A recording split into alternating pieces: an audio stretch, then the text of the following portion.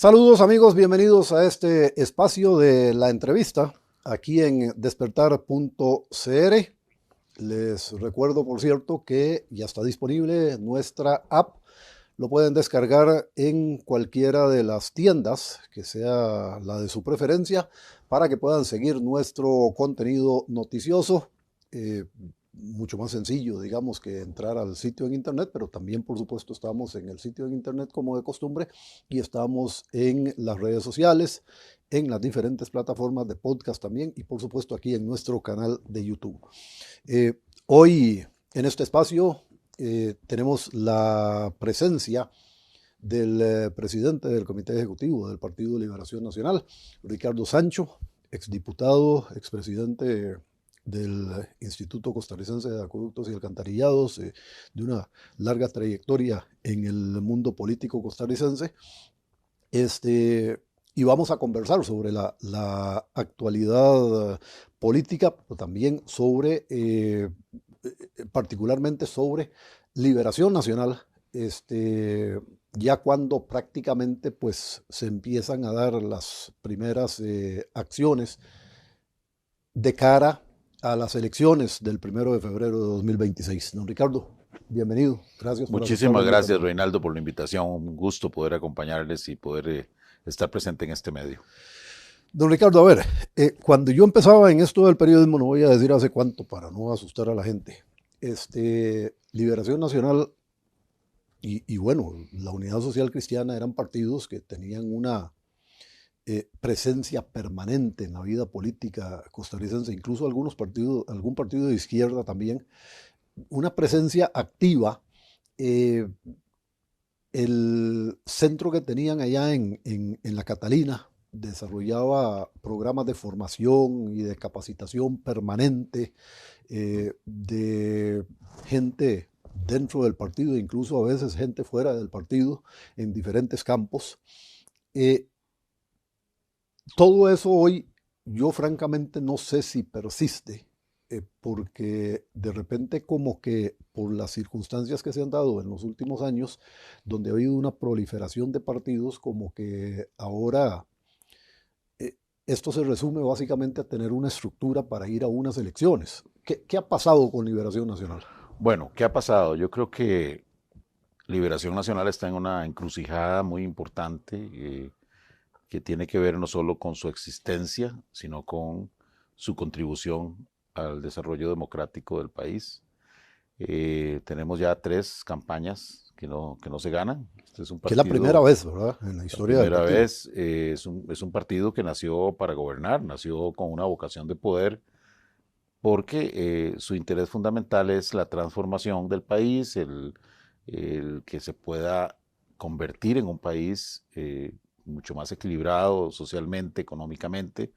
Y bueno, ahí están las hazañas, los hitos de liberación. En el pasado siempre ha sido un partido democrático, pluralista, respetuosa de los poderes públicos, respetuoso de los medios de comunicación. Y eso yo creo que hoy en día en Costa Rica está en un desequilibrio muy grande, hay una transformación negativa, un deterioro de los términos de referencia de la democracia. Y en esa dirección, pues yo creo que también se está cuestionando cuál es la contribución que tiene un partido como Liberación Nacional en la vida política del país. ¿Qué ha pasado? Creo que, y he sido muy crítico, y como presidente del partido lo debo afirmar también, la gente ya no come cuento. Yo creo que Liberación Nacional se despegó mucho de los sectores sociales que son los que le dieron su razón de ser. Si uno lo ve, Liberación Nacional respondió siempre a la clase media, a los sectores populares, sociales, a la gente que estaba buscando oportunidades de estudio, de trabajo. Esa era la vocación y debe ser digamos, la visión socialdemócrata, una forma de participación, de equilibrar más la sociedad, no a través de asistencia social, pero sí a través de instrumentos, que puede ser un crédito de vivienda, que puede ser un empleo, que puede ser una beca. Esa Costa Rica, yo no quiero volver atrás, pero sí creo que los valores prevalecen. Tal vez las estrategias cambian, pero los valores de una sociedad como nos creamos muchos de nosotros, que íbamos a la escuela y regresábamos a la casa y siempre estaba la mamá y siempre había arroz, frijoles y macarrones. No había muchas oportunidades, pero había comida. No había muchos moles, pero por lo menos podía salir a Punta Arenas, a un paseo, al Valle de Orosi. Todo eso, yo creo que ese regreso a esos valores se ha perdido. Y realmente hoy tenemos uno de los países más desiguales del mundo. Estamos dentro de los 10. Un país que hoy con esta administración ha deteriorado la inversión social y que hoy estamos en una sociedad totalmente polarizada. Realmente da pena en lo que nos hemos convertido. Y yo creo que Liberación está llamado y estamos haciendo esfuerzos para cumplir ese papel. Para terminar ese encuadre inicial, ¿dónde se desvió la cosa? Estoy hablando de Liberación. ¿Dónde se desvió la cosa? Porque usted me hace un análisis muy puntual de qué fue lo que pasó, pero sí, ¿cuál fue el punto de quiebre ese que desvió la cosa? ¿Cuál fue la noche oscura? Sí, ¿Cuál fue la desviación? A mí me parece que dejamos de conectarnos con esos sectores, primero que todo. Esa desconexión nos hizo tal vez tomar decisiones, o hizo que el partido en sus momentos tomara decisiones que no eran las más transformadoras, aunque tuvimos grandes gobiernos, importantes gobiernos que tomaran grandes decisiones, pero pienso que inclusive como oposición, porque nosotros tampoco pretendemos estar permanentemente en el poder. Yo creo que Liberación aprendió, como todo partido democrático, a entrar y salir. Eso es una pérdida para todos, porque a veces llega un gobierno, aún del mismo partido, a aprender la curva de aprendizaje, ¿verdad? Y todos llegan a querer hacer, y al final se llevan 1 año, 2 años y ya no pudieron hacer nada.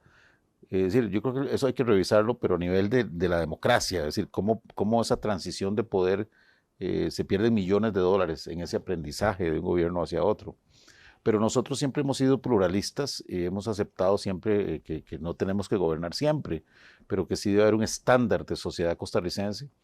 Yo creo que hubo pérdida, esa desconexión, por ejemplo, con los estudiantes. En algún momento Liberación Nacional lideraba las federaciones estudiantiles, íbamos a las universidades a esto que usted dice, de capacitarnos, a cursos de diferente tipo, de liderazgo, de negociación, eso se perdió.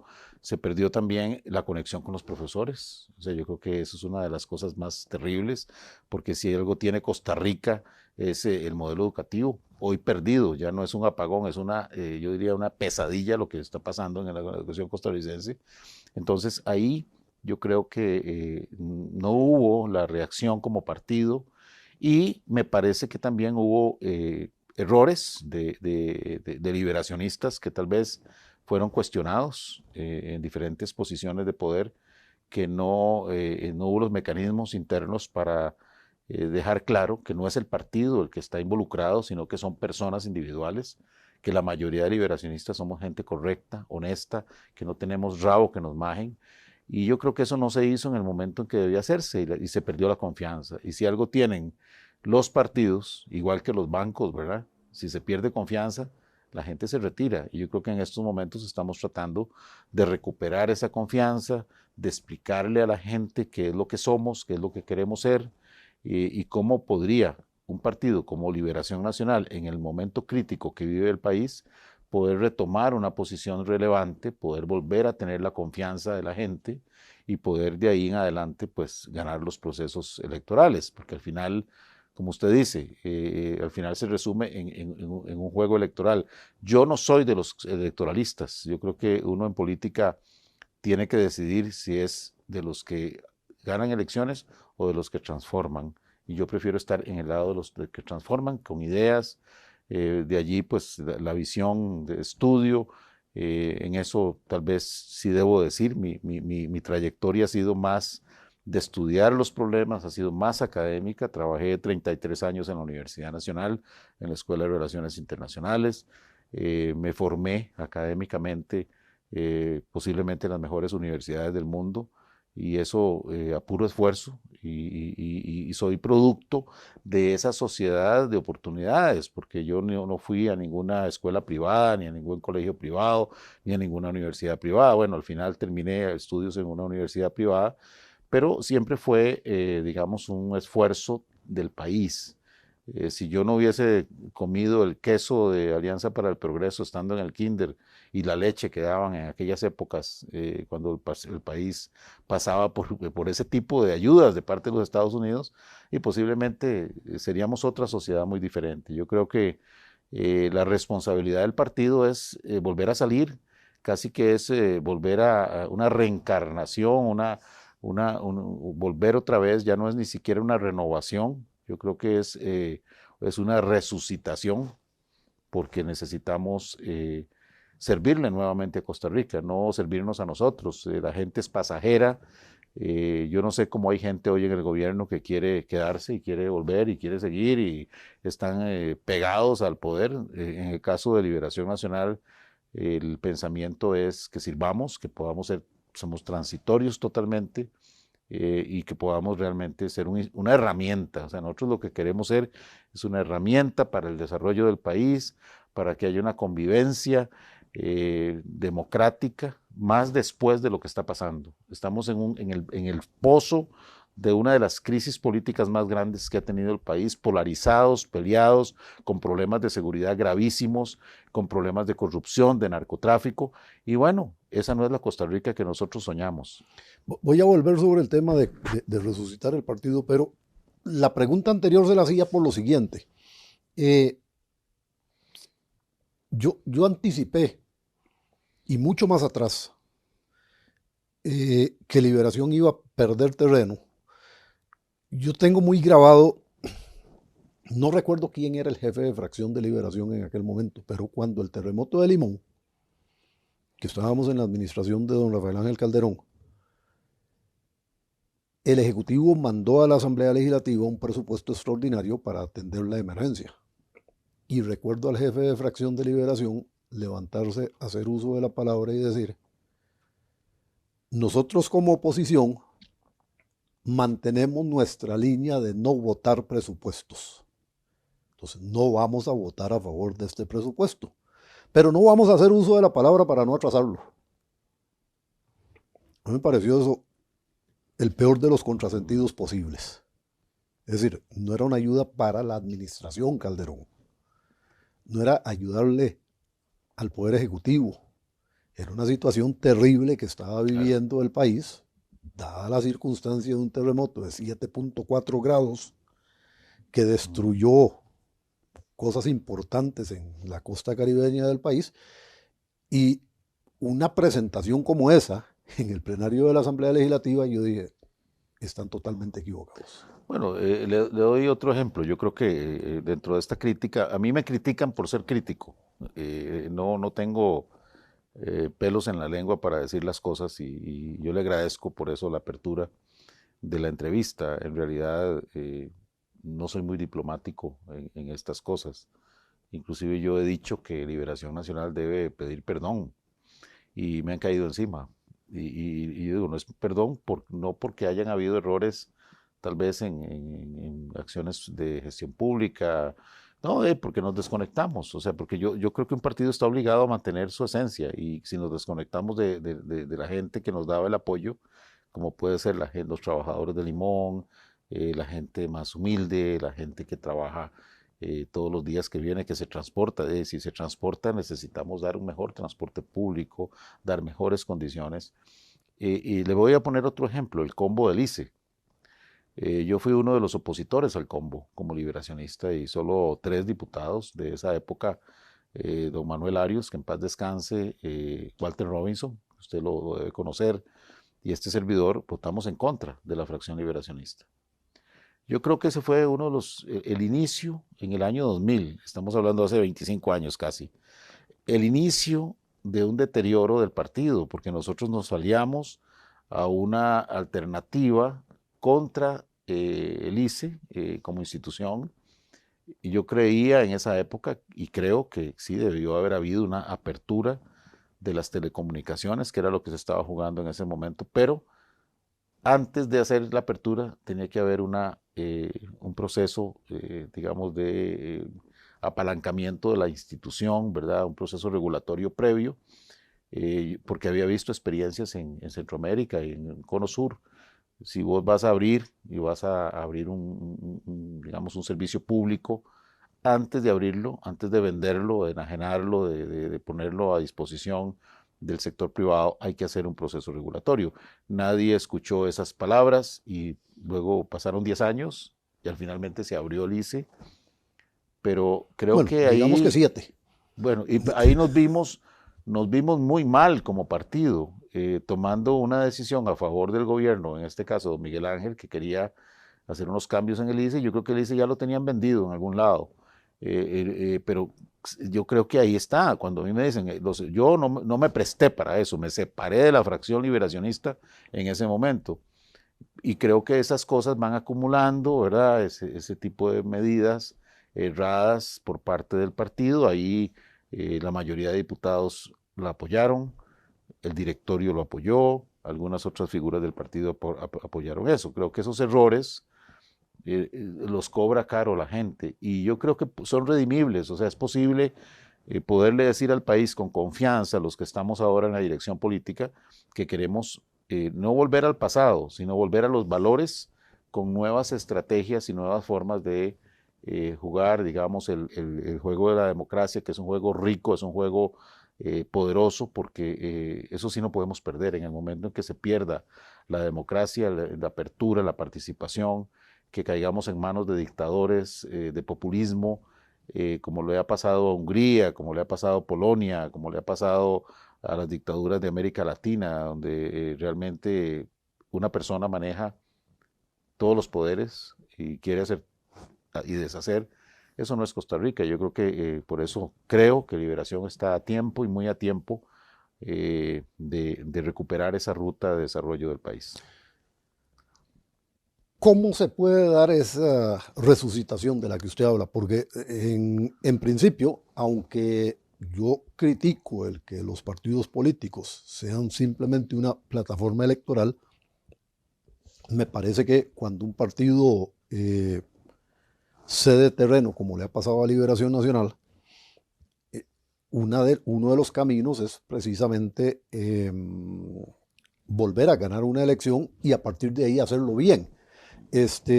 Porque eso contribuye a posicionar. Pero hoy, bueno, usted no sé si se acuerda, pero don Rolando Laclé decía en alguna oportunidad que cuando se le preguntaba que por qué él no se lanzaba como candidato dentro del Partido de Unidad Social Cristiana, decía, es que yo no soy candidateable.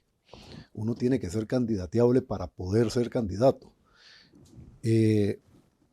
Yo no veo figuras candidateables en Liberación Nacional hoy. Bueno, el dilema en el que estamos es ese. Vamos a ver, ahorita mi propuesta al directorio y al país la hice pública. Y en esto quiero decir, no es que estemos peleados irreconciliablemente dentro del partido. Somos un partido, o sea, no somos un convento, ¿verdad? Con todo el respeto. Si no estamos de acuerdo en todo, todos, o sea, tenemos diferencias, pero porque es un partido, porque la política es precisamente tener opinión. En el momento en que hay una ley mordaza para que un dirigente político no pueda decir las cosas, ahí sí que ya nos morimos. Me parece a mí que no deberíamos ni siquiera ir a una convención, que deberíamos buscar un candidato o candidata de consenso, porque no estamos en tiempos normales. Yo me siento, para ponerlo figurativamente, en el módulo lunar a miles de millones de kilómetros de la Tierra y desde ahí un error, como están los astronautas ahorita que los tuvieron que dejar ahí 6 meses porque no hubo algunos desperfectos mecánicos en la estación internacional. Yo me pongo a pensar, un error aquí sería fatal. Creo que no estamos para eso, o sea, no estamos para elecciones internas, para pelearnos entre nosotros. Es mejor hacer las cosas en forma madura. He visto partidos, sobre todo en Europa, donde la gente le puede decir a Reinaldo Lewis, mire Reinaldo, usted eh, pues es muy bueno, pero para candidato ahorita no. O mire usted Ricardo, usted sí es conocido, es una persona que no tiene ninguna mácula, nada que le manche, pero sí, no ha hecho carrera para ser candidato, está muy bajo en las encuestas o no aparece. O mire, don Rolando Lacree, usted es muy bueno en la estrategia, pero como decía él mismo lo decía, puede ser que eso permita que la gente, como dice, ponga los pies sobre la tierra y diga, bueno, no, y la verdad es que yo me voy a meter a ser un precandidato, voy a invertir plata, voy a ilusionar a mi familia, voy a embarcar a mis amigos para que me ayuden y al final no tengo posibilidades. Es mejor llegar a esos acuerdos. O sea, yo creo que en estos momentos el país estamos en una emergencia tal, porque dentro del gobierno, y he oído a diputados, o sea, el otro día oí a doña Pilar Cisneros decir que ella no cree en los partidos políticos, y ella llegó ahí con un partido político, entonces quiere decir que hoy me quito una Bueno, pero fue camiseta. un partido político taxi, ¿va? Bueno, pero si lo que se trata es de taxis, podemos caer en lo que ha pasado en Bolivia, lo que ha pasado en Guatemala, que hasta ahora se ve, bueno, nuevamente un resurgimiento de la democracia en Guatemala, pero esos sistemas se caen porque hay solo taxis, y la democracia no es eso, o sea, no hay democracia sin partidos políticos. ¿Qué es lo que hay que hacer? Ir a los partidos a democratizar, que es lo que estoy tratando de hacer en Liberación Nacional. Pero, don Ricardo, perdón, es que lo que usted está planteando tiene otra cara de la moneda, porque yo puedo entender el argumento, pero en contraposición, y también uno puede decir, mire, es que si lo limitan a que en el seno de la Asamblea Nacional se escoja un candidato, y también están limitando la participación de los liberacionistas en la selección del candidato. Entonces, ok, ¿en qué dirección va el partido? Es decir, como usted dice, es una encrucijada, porque si toman para acá, se puede interpretar mal, y si toman para allá, también se puede interpretar mal. ¿Cómo manejar eso? Bueno, estamos precisamente frente al 12 de octubre, que es la asamblea que está convocada para precisamente tomar esas decisiones. En estos momentos, eh, el estatuto nos dice que el próximo año, en abril, hay que elegir el 6 de abril, concretamente, tiene fecha, candidato o candidata, de una manera abierta, como se ha hecho siempre en Liberación. Y bueno, hay propuestas para que se cierre un poco, para que sean solo las asambleas de cada uno de los cantones, los exdiputados, los exministros, los que participaron en las últimas contiendas municipales. O sea, ya un padrón, digamos, cerrado. Yo he venido hablando de una apertura, tal vez no al nivel de un no liberacionista, porque esa es otra cosa que se ha cuestionado. Si un partido debe permitir que personas que, no son, que después no te van a acompañar en las elecciones con el voto, decida sobre quién va a ser el candidato o candidata. Es decir, eso es lo que le ha pasado a Liberación por ese ánimo democrático. Si uno ve, el PAC eligió a Luis Guillermo Solís en una asamblea de 70 personas. Y siempre estos pequeños partidos, el actual presidente, ¿cuántos votos tuvo ese partido en esa característica de taxi para ser electo candidato de ese partido? Solo Liberación hace una asamblea, votan 500.000 personas. Entonces, bueno, pero ¿por qué votan 500.000 personas? Bueno, la mayoría liberacionistas, pero también hay gente que no comulga con el partido y va porque quiere votar en contra de Reinaldo Lewis o de Ricardo Sancho, de fulano y tal.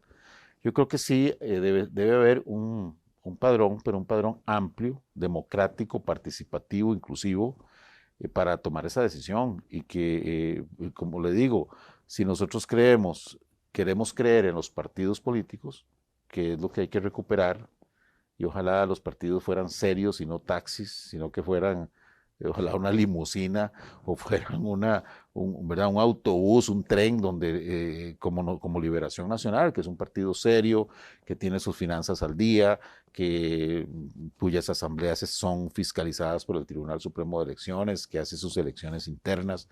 El partido cumple con todos esos requisitos que nos pone el sistema. Si queremos ese tipo de partidos o si queremos taxis, o sea, los taxis, y no es nada peyorativo contra los taxistas, porque también eso puede ser ofensivo, pero digamos, yo Sí, diría que estamos son, hablando en términos de política. yo diría que yo les pondría pyme, son pymes electorales, o sea, son grupos de pyme que si logran Bueno, un ni regidor, tan pyme porque sacaron buena plata en la campaña. bueno, por eso, si sacan regidores o algún diputado o diputados, tienen plata. Y eso son, pues, ¿verdad? Es como una especie tanto que se habla ¿verdad? De un círculo de acompañamiento, de una red de cuidado de partidos que se presentan, ahí andan buscando cómo organizarse. Y eso es fatal para la democracia, porque ¿qué es lo que pasa? En Liberación Nacional, el que quede de candidato le responde al partido. Aunque ya como presidente no pueda decir que es del partido, ahí está el legado de un partido. O sea, no puede ser que alguien quede presidente y luego cambie de partido y ya no es del partido. Entonces, ¿a quién le responde? Tiene que haber una entidad jurídica con una claridad de qué se trata, cuál es la oferta que ese grupo de personas le hace al país. Si nosotros continuamos en un sistema de pyme electoral o de taxi, como se quiera llamar, de franquicia, vamos a terminar como Guatemala, vamos a terminar como países donde lo político es algo totalmente intrascendente, están en el suelo, no hay institucionalidad, no hay democracia, y yo creo que por ese camino vamos, porque veo que por lo menos en esta oportunidad no hubo una formalidad. La gente quiere votar por personas, no por partidos. Yo eso lo sé y lo sabemos, pero realmente tiene que haber un acompañamiento, tiene que haber una formalidad, una seriedad en el proceso político. Yo creo que si queremos recuperar como partido, la crisis no es solo de liberación, es decir, esto que está pasando en Costa Rica está pasando en todo el mundo. Los partidos amigos que conocíamos nosotros en la región, como el PRD de la República Dominicana, yo creo que ya Y prácticamente tienen prácticamente desaparecieron. desapareció, o el PRD panameño que acaba de terminar el periodo del señor Cortizo, ya es un partido que no pegó, o el PRD, perdón, el Partido Radical de Argentina, el Partido PRI de México. O sea, hay una serie de partidos que no han podido jugar la realidad del siglo XXI. Por eso Liberación Nacional está en ese proceso de renovación, de búsqueda de otras alternativas digitales. Tenemos un excelente instituto de capacitación que se llama Rodrigo Facio, donde hay mucho producto y mucha graduación de cursos digitales. Estamos haciendo un gran esfuerzo por recuperar eso que usted hablaba de la Catalina, esos cursos para los jóvenes. Estamos en ese proceso, pero sí definitivamente queremos convertirnos o volver ¿verdad? A revivir, resurgir. Yo te estoy hablando de una resurrección como un partido noble, un partido de la clase media, de los sectores sociales, un partido representativo también de los empresarios, de los emprendedores. O sea, no un partido que esté, como dicen, casado con un sector específico, ¿verdad? Que le responda solo a los bancos privados, que le responda solo a los empresarios, o que no pueda interpretar, digamos, lo que somos Costa Rica. Costa Rica vale mucho, la estamos perdiendo, estamos en deterioro y necesitamos un partido como Liberación Ese Nacional. mensaje está llegando, don Ricardo, porque vamos a ver, si nos devolvemos a apenas a febrero de este año, sí, Liberación Nacional fue el único partido que presentó candidaturas en las elecciones municipales en todos los cantones del país. Pero redujo la cantidad de alcaldías, redujo la cantidad de alcaldías que controla, y no solo eso, perdió, bueno, la estructura de este país no lo plantea de esa forma, pero en la práctica uno sabe que la principal alcaldía es la de la capital, la de San José, y Liberación perdió esa alcaldía. Mientras vemos que otras agrupaciones pues levantan la mano y la gente las ve como alternativas, un poco también influido por eso de la gente que se cambia de partido, me refiero a los candidatos y demás, pero al final de cuentas el resultado está ahí. Entonces me pregunto, ¿ese mensaje está llegando? Muy lentamente, si usted ve, Reinaldo, el proceso municipal de este año fue un fracaso para Costa Rica, no para Liberación Nacional, para Costa Rica, porque solo llegó a votar el 36% del padrón. Eso en cualquier democracia es una vergüenza. Quiere decir que la gente no está atendiendo ni está comprendiendo que la mejora de sus servicios de agua, de saneamiento, de recolección de desechos, de infraestructura, está en los gobiernos locales. O sea, algo está pasando con el tico y la tica que no le está cayendo la peseta de qué es lo importante. ¿Cómo es posible que, y le voy a decir, lo más preocupante, el abstencionismo de 65% de los jóvenes? O sea, ¿por qué a un joven no le interesa? ¿Qué es lo que estamos sembrando nosotros, esta generación suya y mía? Aunque yo creo que le llevo unos añitos, Yo creo que sí. ¿qué hemos sembrado mal? Ya no como liberación, ¿qué hemos sembrado mal en la educación? Ya las elecciones estudiantiles de aquellas épocas ya no existen en los colegios, ya no hay interés, la palabra política es una palabra negativa, la política es igual a corrupción. Entonces, esos fantasmas que los empezó a levantar don Otón Solís allá por el año 2000, que los ha continuado esta gente del presidente Chávez, de doña Pilar Cisneros, de asustar con la chaqueta del muerto, de estar diciéndole a la gente que todo mundo es corrupto, que se pongan metan la billetera en el pantalón, porque ahí vienen, ¿verdad?, los políticos. Todo eso, que ya no es solo en los sectores más bajos educativamente hablando, sino también en la clase media misma. La clase media está pensando, digo yo, ¿qué pasó con Costa Rica? Si nosotros hemos sido un país civilista, un país, y bueno, entonces vea la explicación que yo doy. El presidente va a Nicoya y lo que hace es destruirlo todo, ¿verdad? La retórica es una retórica destructiva, va a Cartago el 14 de septiembre, yo estuve ahí, Reinaldo, y me retiré en medio del discurso del presidente porque me pareció irrespetuoso para los cartagineses, en vez de, Irrespetuoso para los costarricenses, para todos. o sea, ¿cómo es posible que en una celebración patria se hable tanta barbaridad? Y yo lo decía un colega suyo ayer en una radio y me pareció excelente. Una pobre educación. Si usted tiene a un presidente con una pobre educación, ¿qué puede esperar usted de la educación costarricense? Pero vamos a ver, porque antes de hablar, porque quiero hablar de esta administración, pero quiero terminar la parte específicamente de Liberación Nacional. Volviendo al tema de las elecciones municipales, yo creo que también han habido errores estratégicos de los partidos, porque, vamos a ver, yo vivo en San Pablo de Heredia. En San Pablo de Heredia la alcaldía está controlada desde hace casi 30 años por el Partido de Unidad Social Cristiana. Yo vivía en Tibás antes y yo viví aquel episodio de Percy Rodríguez como alcalde en Tibás, donde Tibás estaba inundada por la basura, es decir, la municipalidad era incapaz incluso de recoger la basura.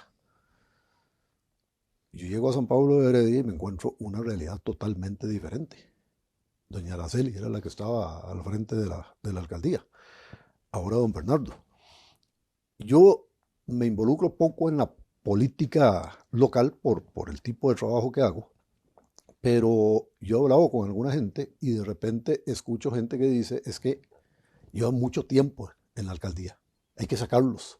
Yo digo mucha gente de Liberación diciendo, hay que sacarlos. Entonces, la valoración no es si están haciendo un buen trabajo o no están haciendo un buen trabajo, sino si yo estoy o si están ellos. Me parece que eso es un error gravísimo.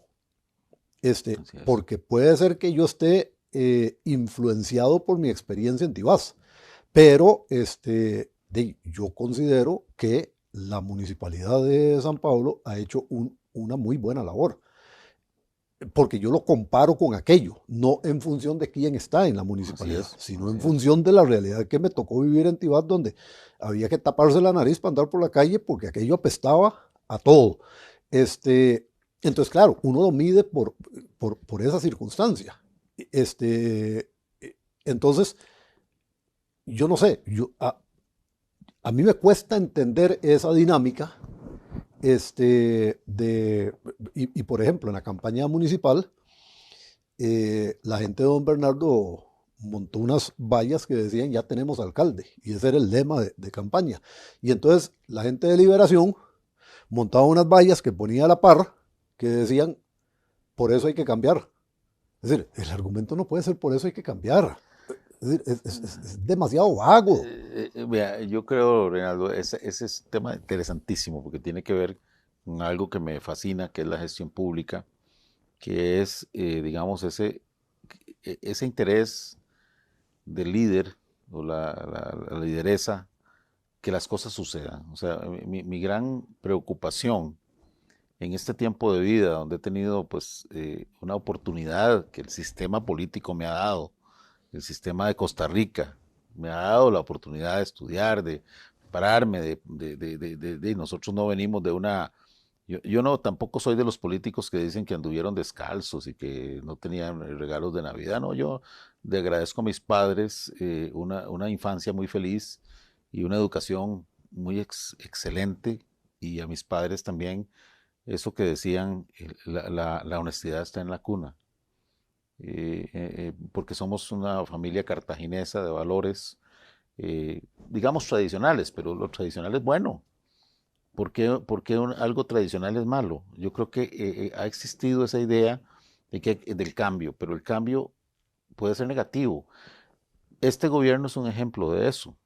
El gobierno de Carlos Alvarado fue un ejemplo de eso. Tampoco juventud significa cambio necesariamente. Tiene que ver demostrado la capacidad. La gente se embaucó con una alternativa política en las últimas elecciones nacionales por un cambio, por un vengador, por una persona que estaba en contra de...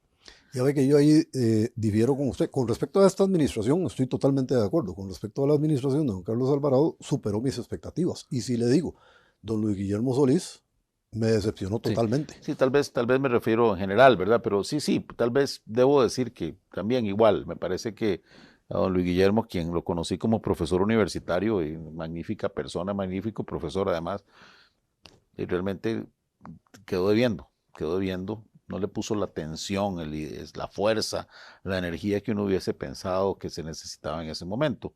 Pero si nosotros lo que estamos eligiendo son vengadores, son resentimientos, todo lo de atrás está mal.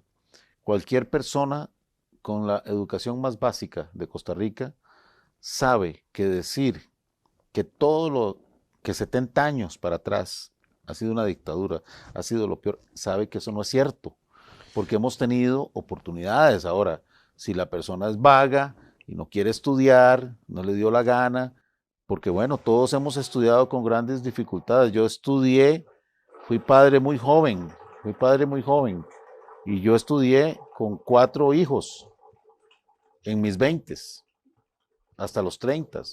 Es decir, uno no puede pensar que existe una limitación para las oportunidades, y yo creo que en eso hay un gran error. El sistema este es un sistema que el que quiere trabajar, el que quiere tener 2 trabajos, el que quiere estudiar. Yo he visto mujeres que no han tenido ni siquiera el colegio, que las veo ya en la universidad estudiando derecho, estudiando enfermería. O sea, tengo ejemplos, pero eso depende de cada uno, de esa fuerza que uno le ponga. No todo, en política las cosas malas y buenas suceden simultáneamente. No hay tal de que lo de atrás es malo y lo bueno, todo lo Pero, malo y lo bueno es simultáneo. pero a ver, don Ricardo, aquí hay dos cosas.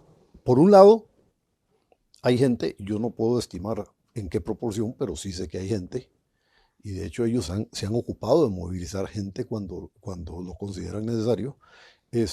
Hay gente que le cree al presidente, El señor antivacunas, por y ejemplo. que apoya al presidente.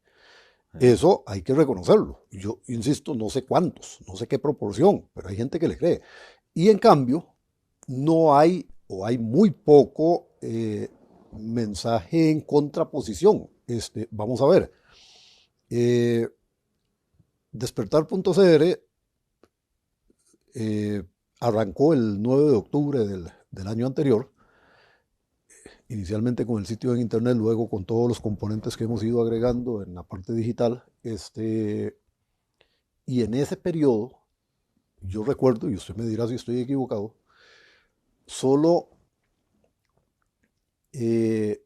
un pronunciamiento de Liberación Nacional con respecto a algo que dijo el presidente, y fue con ocasión de las manifestaciones que hizo en Guanacaste el 25 de, el El año 25 de, pasado, este año. no, el de este año, el 25 de julio.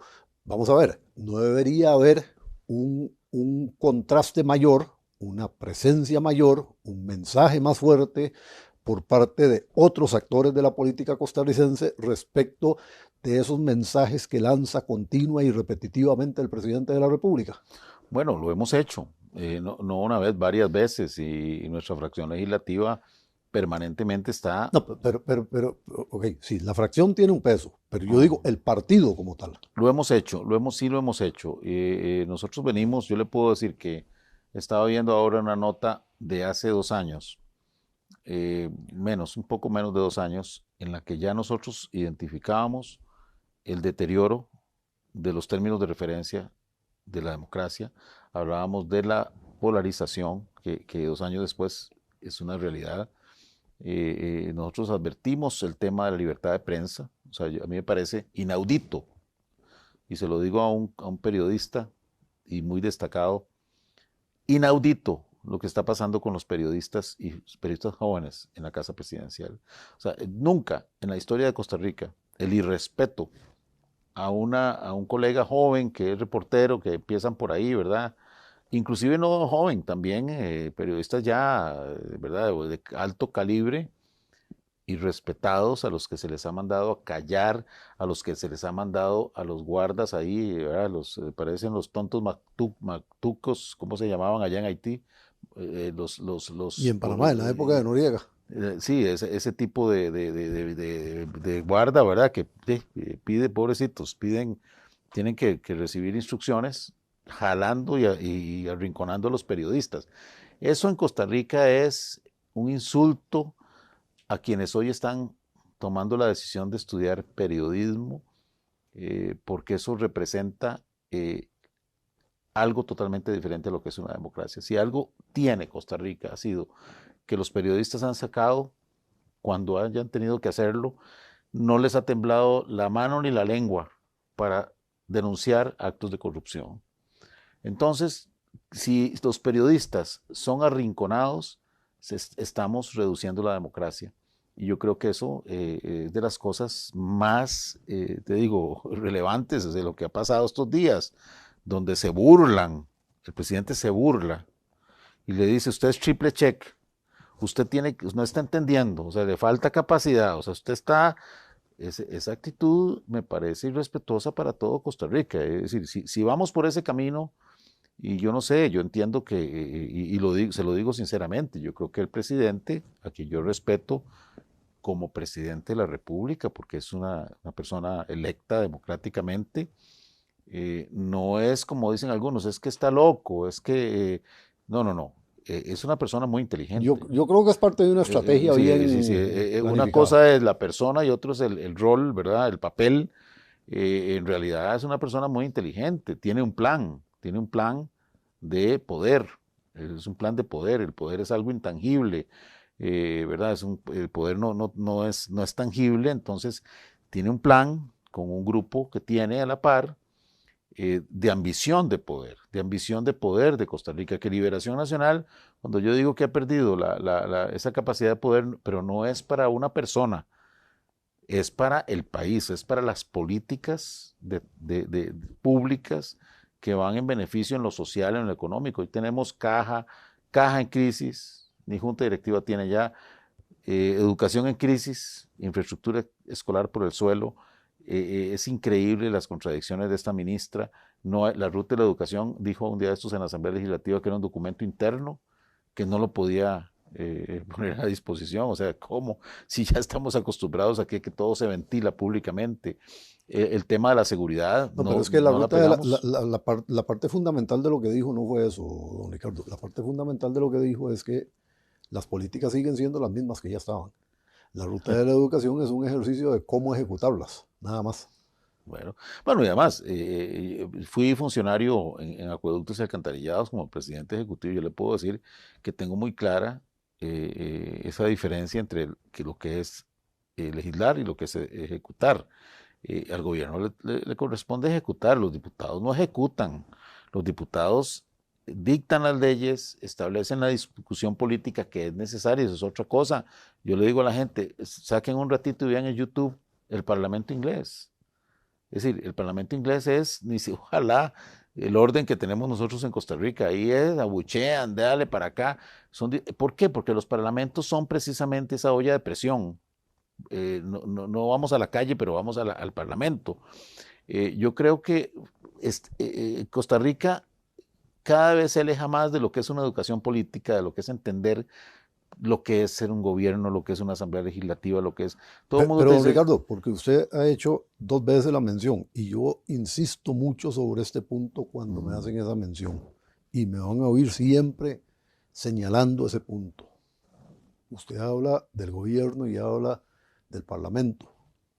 De acuerdo con nuestra constitución política, en este país el gobierno lo ejercen 3 poderes: el legislativo, el ejecutivo y el judicial.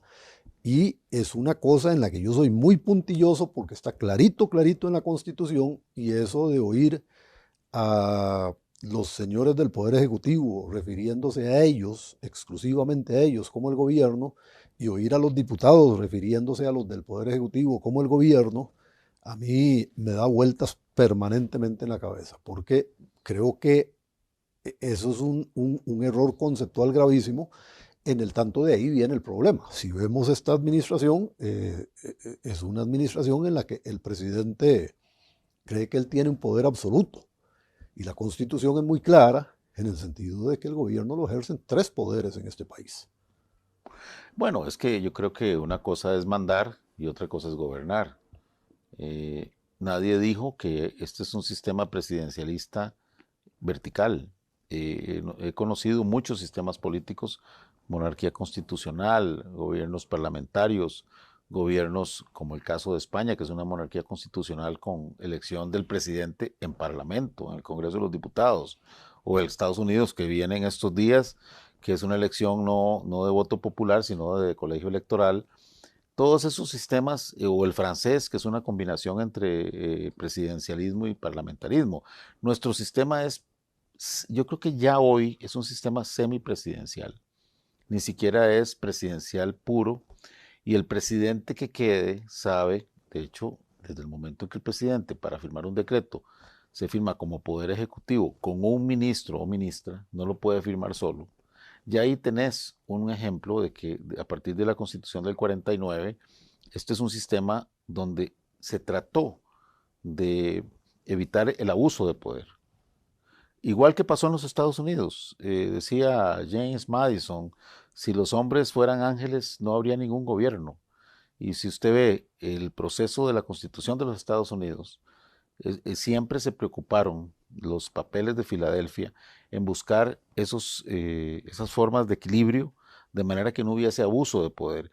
Precisamente el sistema costarricense está preparado para que no haya abuso de poder. Por eso el choque tan grande que tiene el señor presidente, porque no ha comprendido o tal vez no ha estudiado o no tiene personas que le digan a la par que este es un sistema de división de poderes, porque cuando han hablado, en estos días he oído hablar mucho de Montesquieu, que el barón de Montesquieu, que fue quien desarrolló todo ese proceso, digamos, de división, pero una cosa es división de poderes y otra cosa es poderes divididos. Y lo que tenemos en Costa Rica son ahorita poderes divididos, no división de poderes. Y yo he visto en los gobiernos que la vida me ha permitido ver, eh, que siempre se ha buscado el diálogo, nada es personal. Reinaldo, uno de los problemas de la política es cuando se personaliza.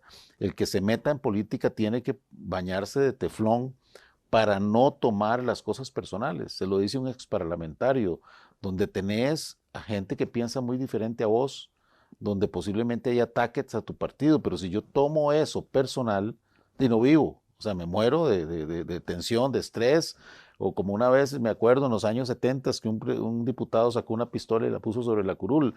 Bueno, es que la política no es personal, o sea, yo sí he visto de parte del señor presidente ataques personales a los diputados, no son de la política, son personales, inclusive sacando cosas personales.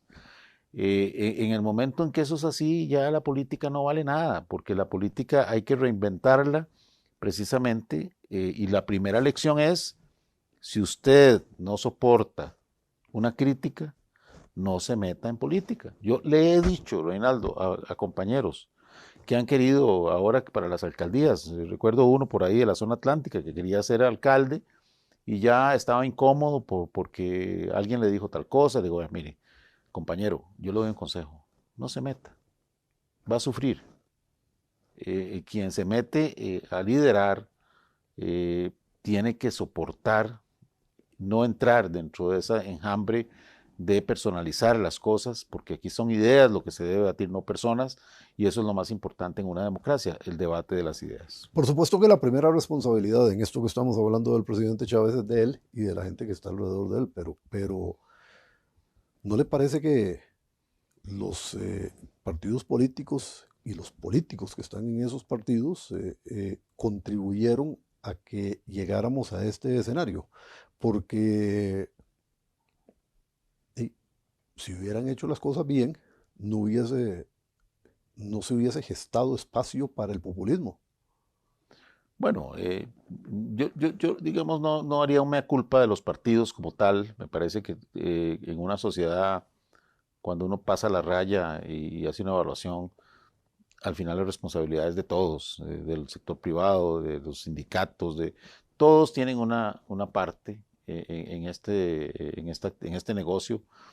Todos son accionistas de un país, de una u otra manera, y las acciones están devaluadas porque algunos se metieron a malos negocios, desprestigiaron la esencia de lo que es el sistema político, y ahí van sindicatos que durante mucho tiempo pelearon reivindicaciones muy egoístamente de la sociedad, y la gente ya dijo, no, no, pero ¿cómo? Solo pelean por ellos, solo quieren ¿verdad? Aumento de salarios ellos, solo quieren prerrogativas ellos, y la gente se hastió de eso. Sector privado, que muchas veces tenía una doble moral, que decía que el desarrollo del país, que entonces que le quitaran impuestos, que no, y cuando te das cuenta verdad, que faltaron a un proyecto nacional, la parte política, a veces incoherente, contradictoria. Yo creo que uno tiene que haber una reinvención de la política, no solo esto que hablamos del partido, y que el país, yo diría, o sea, esta pesadilla que pase rápido, o sea, lo que falta de esta administración que pase rápido.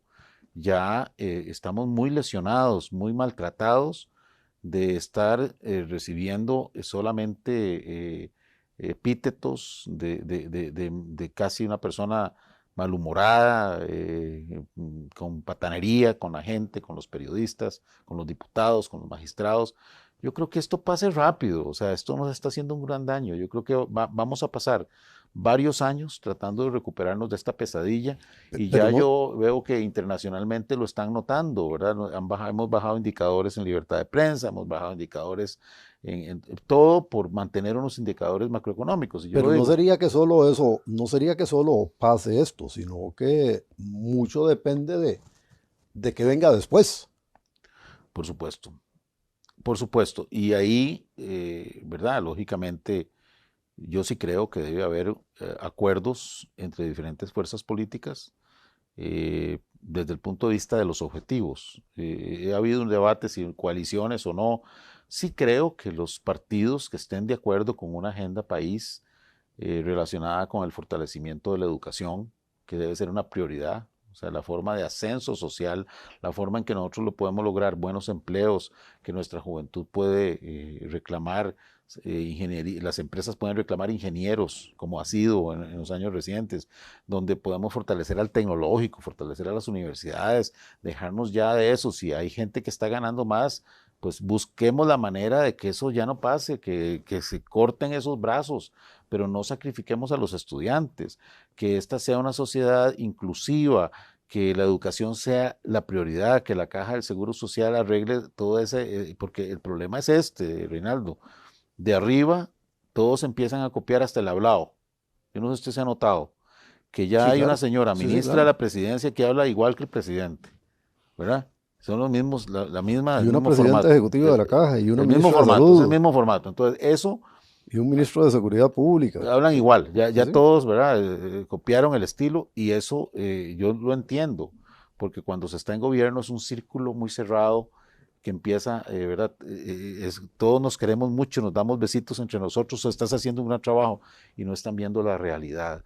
Y la realidad es que este país se está hundiendo por la falta de inversión social, por el deterioro del proceso del modelo educativo, salud, y que está nuestra juventud muriendo en las calles y en los accidentes también, porque los que mueren con todos estos accidentes de tránsito son jóvenes y jóvenes en motocicleta. Sí, Ahí, pero eso, ahí, eso, eso es por descuido. Eso es absolutamente, en la casi totalidad de los casos es por descuido. Yo sé que hay algunos otros donde son víctimas de otras circunstancias, pero uno anda en la calle y uno lo bueno, ve. pero Entonces, los asesinatos no son por descuido, no, no, yo digo los los accidentes. accidentes de los que usted está hablando. Eh, Se nos está acabando el tiempo, don Ricardo. ¿Qué tiene que pasar el 12 de octubre?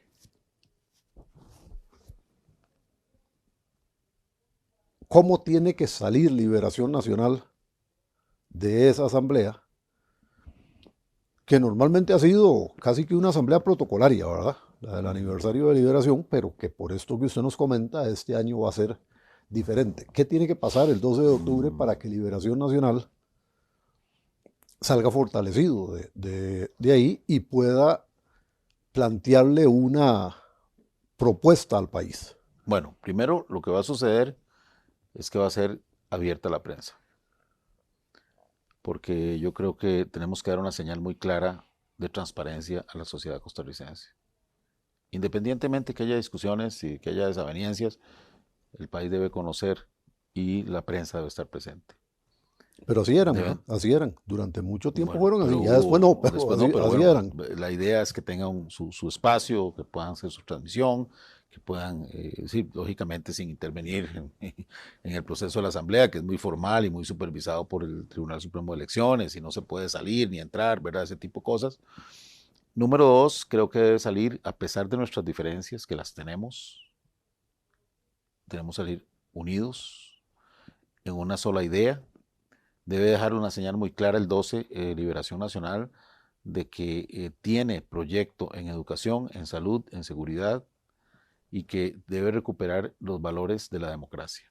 Y va a haber un manifiesto democrático que va a dejar clara la posición del partido en el tema del sistema político. Debe también tomar las decisiones respecto a los procesos internos que sean las más participativas y las más inclusivas, que de ninguna manera se pretendan hacer asambleas a puerta cerrada, salvo, como lo decía al principio, que hubiese una figura de consenso donde no haya necesidad de ir a un proceso de elección. ¿Visualiza alguna? ¿Alguna persona? Sí. No, hasta ahora no. Hasta ahora no, no. Hay varias personas que ya han manifestado su No, no, interés. sí, personas que han manifestado interés, sí, pero que sea una persona, No, ahorita no. una Ahorita figura con tinte de consenso. todavía no. Todavía no, pero falta, por eso también digo yo, no podemos pasar ahorita a pensar mucho en eso porque hay otros problemas. O sea, la casa está incendiada y tenemos que ver cómo resolvemos ese problema antes de estar pensando, ¿verdad?, en como que sea el objetivo principal. Creo que el 12 debe salir un partido renovado, ese proceso, digamos, eh, de, de, de búsqueda de un ideal democrático, participativo, sensible. Yo diría que dejemos claro que somos un partido que tiene sensibilidad hacia la sociedad costarricense, que vuelve a conectarse con los sectores sociales y que vamos a ir de ahí en adelante unidos hacia las elecciones del 2026. Yo creo que lo más importante sería transparencia, unión, participación e inclusividad de todos los liberacionistas que vayan a participar en los procesos internos del partido. Estaremos pendientes para ver si eso se logra. Llegamos hasta aquí, don Ricardo, se nos acabó el tiempo. Reinaldo, muchas gracias. Creo que hacen una gran labor y los felicito y nuestro reconocimiento y respaldo a todas y todos los periodistas de Costa Rica. Gracias. Gracias a ustedes que han tomado el tiempo para seguirnos aquí a través de nuestro canal de YouTube. Les recuerdo que nuestra app está disponible. La pueden buscar en la tienda de su preferencia para que puedan seguir nuestro contenido noticioso. Nos reencontraremos la próxima semana con otra figura nacional para seguir hablando de temas de interés para este país. Gracias.